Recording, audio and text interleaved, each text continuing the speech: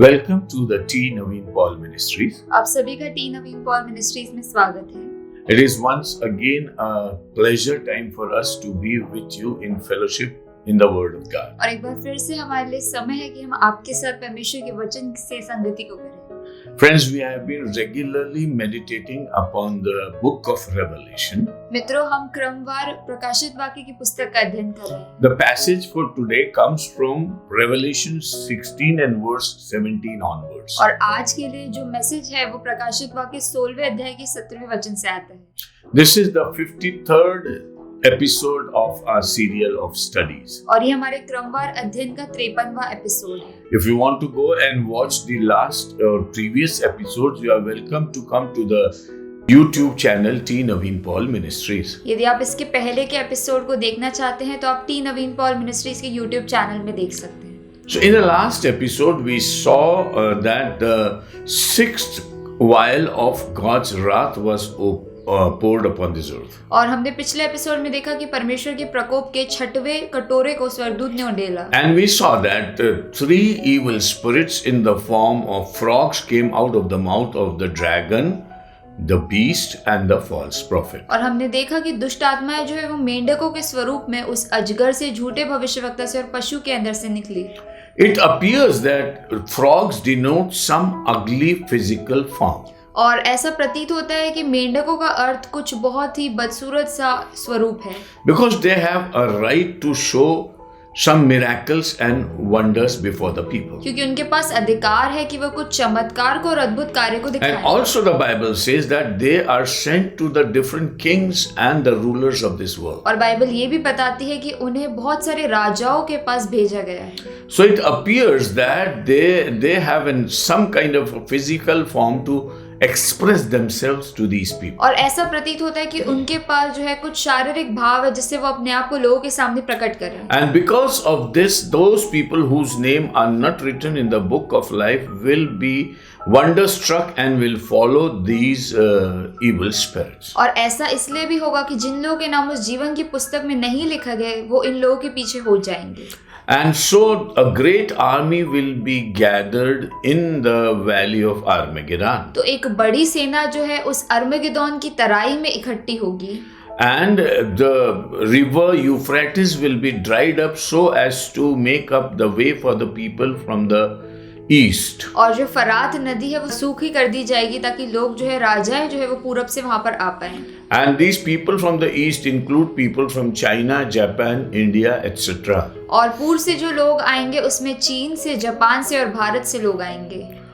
So when they gather together तो जब वो इकट्ठा होंगे for the battle of the day of the great day of God Almighty, और उस बड़े दिन की लड़ाई के लिए they will be gathered in Armageddon. वो लोग अर्मगेदोन की तराई में इकट्ठा होंगे। Thing to note here is that the day is called a great day. और एक बात जो यहाँ पर ध्यान देनी है कि उस दिन का नाम है एक बड़ा दिन। And there is no other day called as a great day. और उस दिन के समान बड़ा कोई और दिन नहीं होगा। So in the history of mankind there has never been a day like the day which is coming, which is the day of the Lord. तो मनुष्य के इतिहास में ऐसा कोई भी दिन नहीं आया है जो आएगा और वो है परमेश्वर का दिन।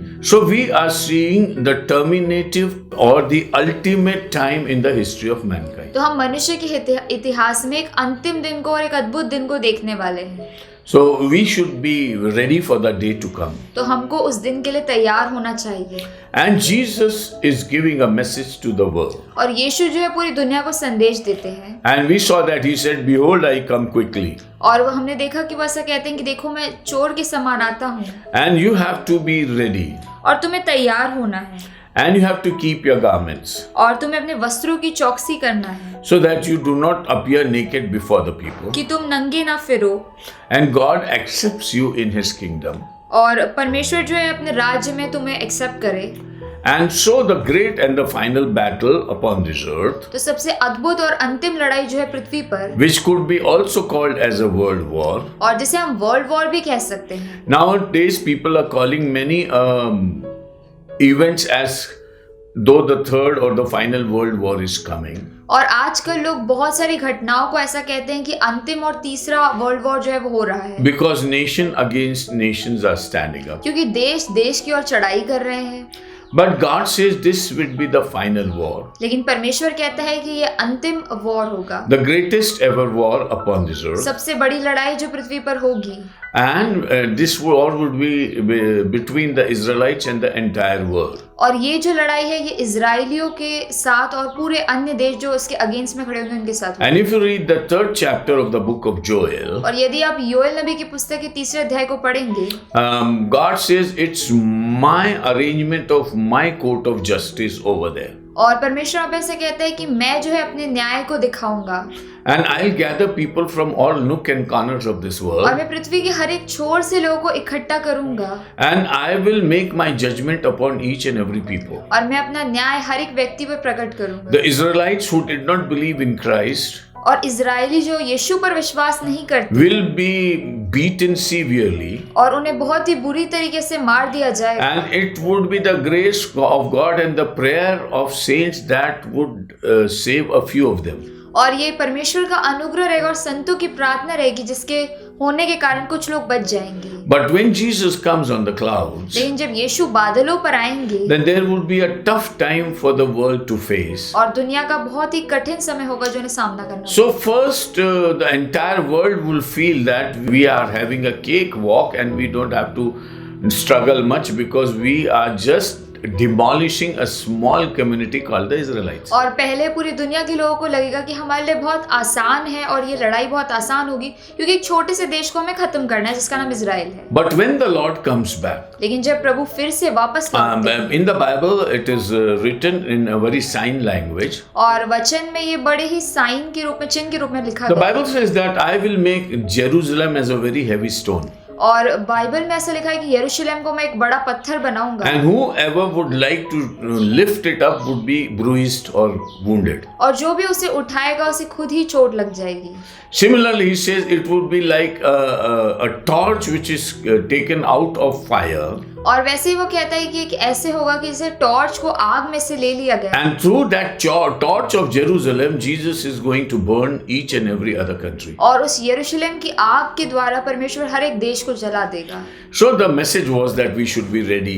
तो संदेश ये था कि हमें तैयार रहना चाहिए, It was not only talking about the event of this world, और ना केवल पृथ्वी की घटनाओं के लिए, but it was also warning the church. लेकिन ये कलीसिया के लिए चेतावनी है। The more you see these kinds of untoward things happening, और जितना आप इन घटनाओं को देखते हो the more you should be careful about taking care of your garments. उतना आपको अपने वस्त्रों की चौकसी करने का ध्यान रखना है। This means that you have to be more in prayer, in worship, in thanksgiving and holiness. इसका ही अर्थ ये है कि आपको और प्रार्थना में, आराधना में परमेश्वर के साथ संगति करने में रहना है। So the call for the church today in this world is तो कलीसिया की बुलाहट आज के लिए ये है that the world is going astray in different kinds of कि activities, दुनिया इधर उधर बहुत से कार्य को करती है, but church should pay its attention or her attention to keeping herself clean and ready for the Lord. लेकिन कलीसिया को इस पर ध्यान देना चाहिए कि उन्हें अपने वस्त्रों की चौकसी करना है, पवित्र बने रहना। So this was the background of the message that we studied upon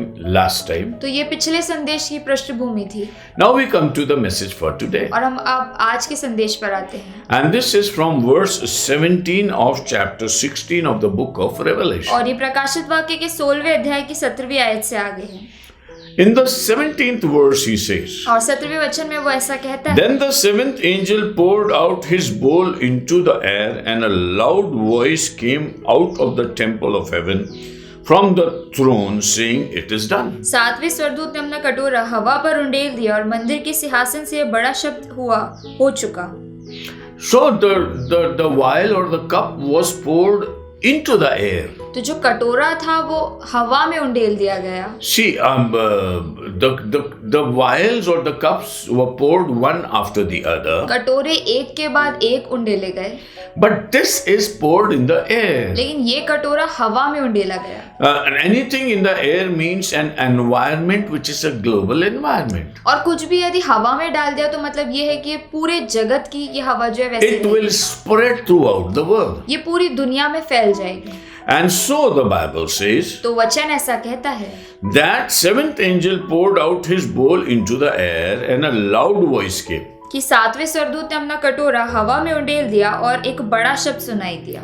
And this voice came out of the temple of heaven. और ये शब्द जो है ये मंदिर के सिंहासन में से सुनाई दिया। We already see that when the seven angels came with the bowls, the temple was so filled with the presence of God. और हमने देखा कि जब 7 स्वर्गदूत ये कटोरों को लेकर आते तो मंदिर जो है वो परमेश्वर की उपस्थिति से बहुत That ज्यादा भर nobody जाता। could enter the temple till all the cups were poured. कि कोई भी उस मंदिर में प्रवेश नहीं कर पाता जब तक सारे कटोरे उंडेल नहीं दिए जाते। This was the arrangement of God. ये परमेश्वर का ऐसा प्रयोजन था। And the seventh angel pours his cup up in the air, and there comes a big sound or noise और सातवें from the temple, the throne in the temple. स्वर्गदूत ने जैसे अपना कटोरा हवा में उंडेला, मंदिर के सिंहासन में से एक बड़ा शब्द सुनाई दिया And it is said, it is done. और उसमें ऐसा कहा गया, हो चुका।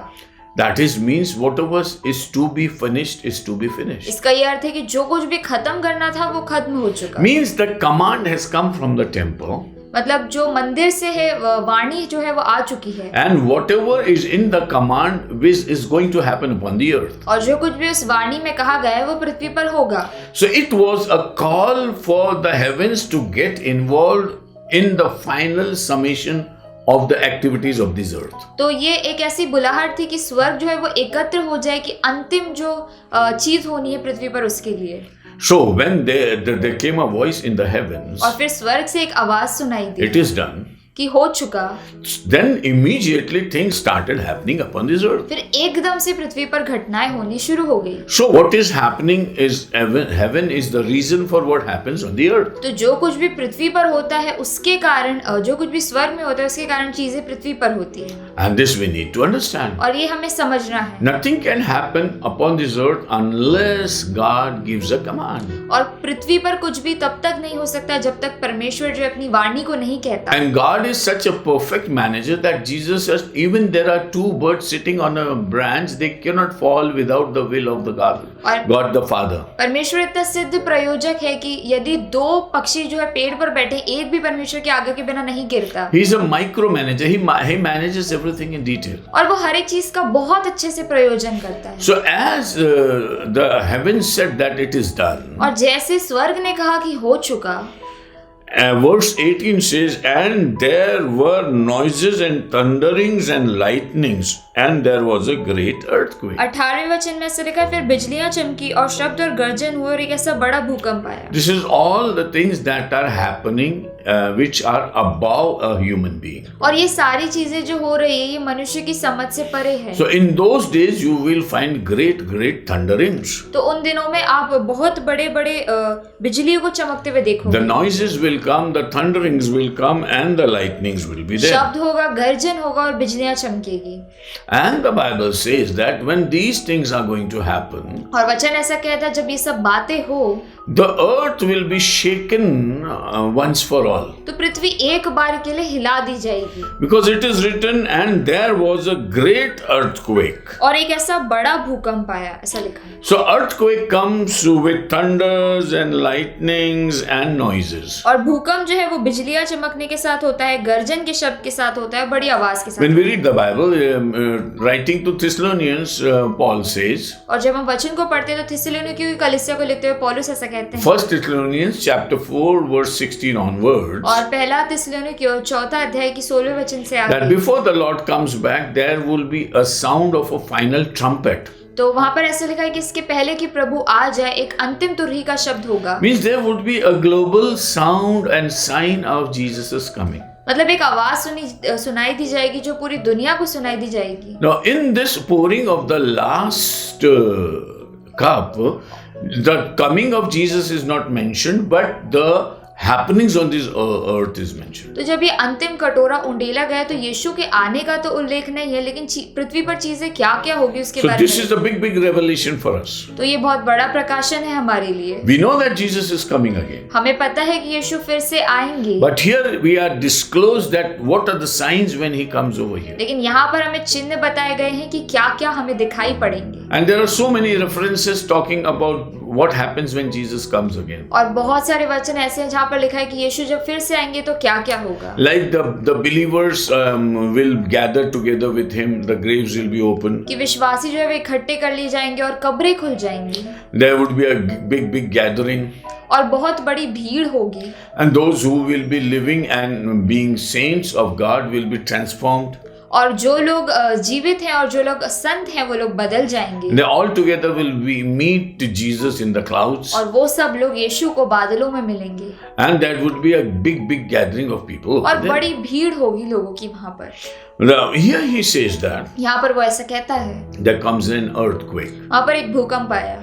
And he says that this was such a severe an earthquake that which had never occurred since men were on the earth. और वैसे कहते हैं कि एक ऐसा बड़ा भूकंप आया कि जब से मनुष्य की उत्पत्ति पृथ्वी पर हुई थी तब से ऐसा बड़ा भूकंप कभी ना आया था. Means it was a very drastic and heavily influential earthquake. और इसका ये अर्थ है कि जो भूकंप था ये बहुत ही बड़ा था और ऐसा पहले कभी नहीं हुआ. Perhaps we will not be able to measure it on the Richter scale. और हो सकता है कि रिक्टर स्केल पर जैसे हम भूकंप को मेजर करते हैं हम इस पे मेजर नहीं कर पाए. Because it will be a very big earthquake. क्योंकि ये बहुत बड़ा भूकंप होगा. And when that earthquake comes, और जब वो भूकंप आएगा what will happen on the earth? पृथ्वी पर क्या होगा. And it is written in verse 19. और 19 वचन में ऐसा लिखा है. Now the great city was divided into 3 parts, and the cities of the nations fell. इससे उस बड़े नगर के 3 टुकड़े हो गए और जाति जाति के नगर गिर पड़े. See, giving you in details. और ये बहुत ही आपको डिटेल से बताता है. The great city which is divided into 3 parts. तो जो वो बड़ा नगर है वो 3 भाग में बट गया. Now here the great city refers to Jerusalem. और यहाँ पर उस बड़े नगर का अर्थ है यरूशलेम. And it is divided into 3 parts. और ये 3 टुकड़ों में बट जाती है. Means the earthquake will divide the earth or separate the earth into parts. मतलब वो भूकंप इतना बड़ा था कि उसने एक बड़े नगर को 3 भाग में बांट दिया. See, we see of earthquakes even today. हम भूकंप को आज भी देखते हैं. But we don't see such severe earthquakes that divide the earth into sections. लेकिन हम ऐसे भूकंप नहीं देखते जो पूरे नगर को ही 3 भाग में बांट दे. So this would be a very severe earthquake. तो ये जो भूकंप है ये बहुत ही बड़ा होगा. And the cities and nations fell. और जो जाति जाति के नगर थे वो गिर पड़े. No, it's a global earthquake. मतलब ये जो भूकंप है ये पूरी दुनिया में आएगा. At times we feel that this is going to be restricted only to Armageddon or to Jerusalem. कई बार हम ऐसा सोचते हैं कि ये सब चीजें जो है सिर्फ आर्मेगेदोन में होगी या यरूशलेम में. Please pay attention. The war will be centered at Armageddon, but the cup will be poured for the whole world. और इस बात पर ध्यान दे दे कि लड़ाई जो है वो आर्मेगेदोन में होगी लेकिन कटोरे जो है वो पूरी दुनिया भर Let the people not think that if anything is happening in Jerusalem, it's not going to come to us. और लोगों को ऐसा नहीं सोचना चाहिए कि यदि कोई चीज यरूशलेम में होगी तो हम पर प्रभाव The नहीं. Bible says when that earthquake comes, it is to be a global earthquake. No nation, no country, no city can escape of it. और बाइबल ऐसा कहती है जब भूकंप आएगा तो पूरी दुनिया पर आएगा. कोई नगर कोई जाति कोई देश इससे बच नहीं पाएगा. So the cities of the nations fell. तो जाति जाति के नगर जो थे वो गिर पड़े. So the language says that it goes all through all the nations. तो भाषा ऐसे कहती है कि पूरी दुनिया भर में होता है. And it affects all the cities. और हर एक जो नगर है वहां पर भी होता है. Now we get a records that okay, earthquake came in Japan, but in my place, in my city, nothing has happened. तो हम ऐसा देखते हैं अभी कि जापान में तो भूकंप आया लेकिन मेरे देश में कुछ नहीं. So I'm consoled that the earthquake is making a havoc over there, but it's not upon me. तो मुझे लग रहा है कि जापान में तो बड़ी त्राही हो रही है लेकिन मेरे उधर तो कुछ भी. And we have aids going to the people over there because they are under duress, under a suffering, so we should help them. तो हम मदद करना चाहते हैं उन लोगों के लिए क्योंकि वो लोग जो है तनाव के अंदर है. So we send people, we send aid, we send food material, we send medical things to help those people. तो हम सेना को भेजते हैं, हम मेडिकल चीजों को भेजते हैं और बहुत सारी चीजों को उनके पास भेजते हैं. But when every city falls, लेकिन जब हर एक नगर ही गिर जाता है who will help whom is a big question. तो कौन किसकी मदद करेगा ये बड़ा सवाल है. Everybody will be in a depression. हर एक व्यक्ति जो है वो तनाव के अंदर आ जाएगा. And there will be a tough time for everybody upon this earth. तो जितने भी लोग पृथ्वी पर हैं उनके लिए बड़ा मुश्किल समय है. And it is written that cities of nation fell. और वहाँ पर ऐसा लिखा है कि जाति जाति के नगर गिर पड़े. So it's a global disaster. तो ये पूरी दुनिया में होने वाला जो है डिजास्टर है। And we should understand that the people who depend on their weapons of war, और हमको ऐसा समझना चाहिए कि जो लोग जो अपने लड़ाई के हथियार पर निर्भर and with रहते हैं, all nuclear weapons and all AI, when they are getting into war, और जितने भी न्यूक्लियर वेपन्स हमने बनाया और जो एआई टेक्नोलॉजी बनाई है, may I tell you this, that nothing of that would be able to help you over there. मैं आपको बता दूं कि ये इन सब चीजों में से कुछ भी आपकी मदद नहीं कर Because the पाएगा, earthquake doesn't know any nuclear weapon. क्योंकि भूकंप नहीं जानता किसी भी nuclear weapon, Earthquake doesn't know anything like saving people and their cities. और भूकंप नहीं जानता कि लोगों को बचाना है या शहर को बचाना है। Even today, when you put missiles in a country, you kill a few people. और यदि आज आप मिसाइल को लगाते हैं तो आप कुछ लोगों को ही मार पाते हैं, But when the earthquake comes, it demolishes everything. लेकिन जब भूकंप आता है तो सब कुछ खत्म हो जाता And है। this is the age when we are constructing high-rise buildings and big structures. और ये वो समय है जब हम बड़ी बड़ी इमारतों को बना लेते हैं, And we are marveling on the architectural skill that we have. और हम अपने ऊपर कि हम इमारतें बहुत अच्छी बनाते हैं इस बात पर घमंड करते हैं। But God says nothing is going to stand over लेकिन there. परमेश्वर कहता है कि कुछ भी उस समय पर खड़ा नहीं हो Once पाएगा। again, God says, I am there to shake the heavens and the earth. एक बार फिर से परमेश्वर ऐसा कहता है कि मैं स्वर्ग और पृथ्वी को हिला दूंगा। So when He shakes us, तो जब वो हमें हिला देगा, we cannot save us from ourselves, हम अपने आप को नहीं बचा पाएंगे, because the calamity will be so great, क्योंकि वो जो विपदा है वो इतनी बड़ी होगी and it will be so much beyond us, और वो हमसे परे होगी, and we will not be able to do anything. हम कुछ भी नहीं कर पाएंगे। See, when the COVID came, देखिए जब कोविड आया, we had an opportunity to make vaccines and other things, हमारे पास समय था और हमने वैक्सीन को बना लिया, and people used to be in hospitals for days and then die. और लोग अस्पताल में थे बहुत दिनों तक और फिर मर गए। But when earthquake comes, लेकिन जब भूकंप आएगा it doesn't give you any chance. तो आपको मौका नहीं मिलेगा। People are buried in the rubble of the buildings that fall down. लोग जो है उस मलबे में ही दब जाते हैं इन इमारतों की जो गिरती हैं। So this is what God is saying. तो ये परमेश्वर कहता है, Cities of the nations fell. जाति जाति के नगर गिर पड़े। It's not in Armageddon that many people will be killed, और ये अरमगेदोन में नहीं होगा कि बहुत लोग मारे जाएंगे, but many more will be killed all throughout the world. लेकिन पूरी दुनिया भर में बहुत से लोग मारे जाएंगे। It would be a global disaster. ये जो होगा पूरी दुनिया भर में विपदा होगी। And this is what God is telling in reply to the pride of man and the dance of Antichrist upon this earth. और ये जो मनुष्य के घमंड और मसीह विरोधी का जो कार्य पृथ्वी पर होता है, इसके विरोध में परमेश्वर ऐसे कार्य करते हैं। Now we come to the second part of verse 19. और हम 19वें वचन के दूसरे भाग में आते हैं। And great Babylon was remembered before God, और बड़े बेबीलोन का स्मरण परमेश्वर के यहाँ हुआ to give her the cup of the wine of the fierceness of his wrath. कि वो अपने क्रोध की जलजलाहट की मदिरा उसे पिलाए। Now this is the city of Babylon. और ये उस बेबीलोन शहर के बारे में This is mentioned in the Bible time and again. Bible में बार बार इसका उल्लेख किया गया है। And the believers in the church is warned of this city of Babylon. और विश्वासियों को और कलीसिया को इस शहर के बारे में चेतावनी दी गई। And if you read the 14th chapter of the book of यदि Revelation, आप प्रकाशित वाक्य के 14वें अध्याय को पढ़ेंगे, and if you see the second angel giving an announcement, और यदि आप दूसरे स्वर्गदूत की उस वाणी को सुनेंगे, and he says, और वो कहता है, 8, verse 8, 8वां वचन, and another angel followed, saying, Babylon is fallen, that great city, because she has made all nations drink the wine of the wrath of her fornication. फिर इसके बाद एक और दूसरा स्वर्गदूत यह कहता हुआ आया, गिर पड़ा वह बड़ा बेबीलोन, गिर पड़ा जिसने अपने व्यभिचार की कोपमय मदिरा सारी जातियों को पिलाई है। Means that Babylon has a role to play. कि मतलब उस बेबीलोन शहर का कुछ रोल है।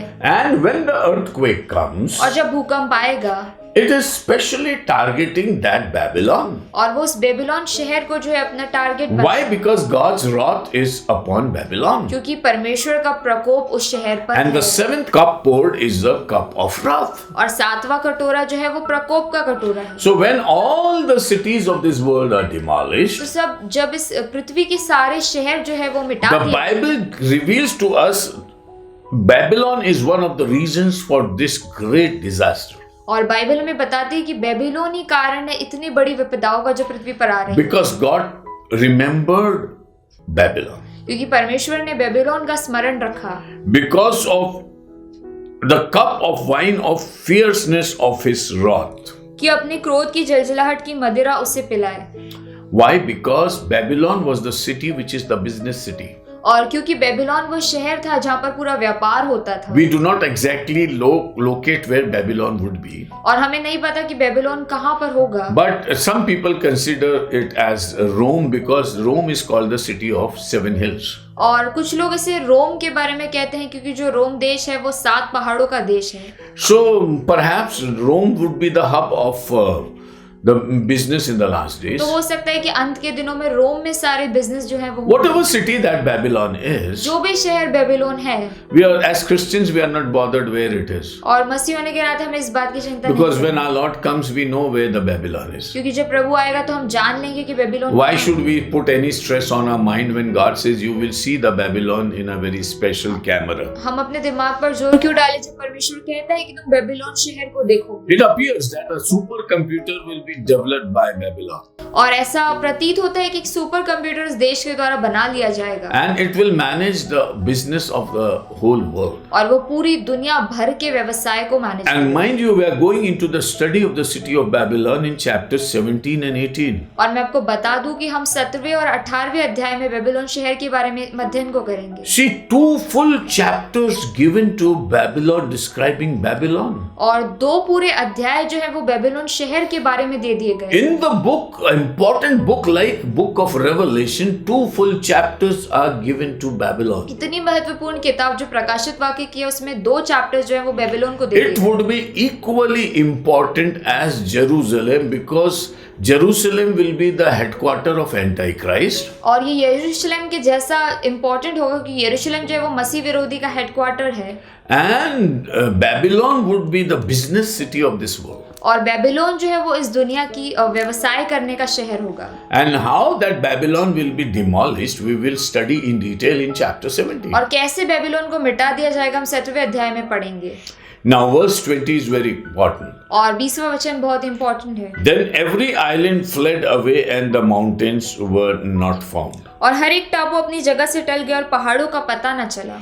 I think our time for this episode is over. Next episode we will begin from the 20th verse of chapter 16 and then go to chapter 7. और मैं समझता हूँ कि इस एपिसोड का समय पूरा हो गया है। अगले एपिसोड में हम 16वें अध्याय की 20वें वचन से आगे देखेंगे। May the Lord bless you and keep you. परमेश्वर आपको आशीष दे और The रखे। revealing word of God, परमेश्वर का प्रकाशन करने वाला वचन, may it encourage your spirit and soul, और वो आपको प्रोत्साहन करे आपकी आत्मा को और आपके मन को, and that you get prepared for the Lord. ताकि आप परमेश्वर के लिए तैयारी की आत्मा में You cover yourself with the righteousness of God अपने आप को परमेश्वर की धार्मिकता में ढाक लो, and the nakedness which is scattered around. और नंगापन जो आपके आसपास है May you be much away from them आप उससे बहुत दूर चले जाओ and you get confided in your Lord और आप अपने प्रभु में पाए जाओ, so that when he comes ताकि जब वो आए you lift up your head आप अपने सर को ऊपर उठाओ to meet him.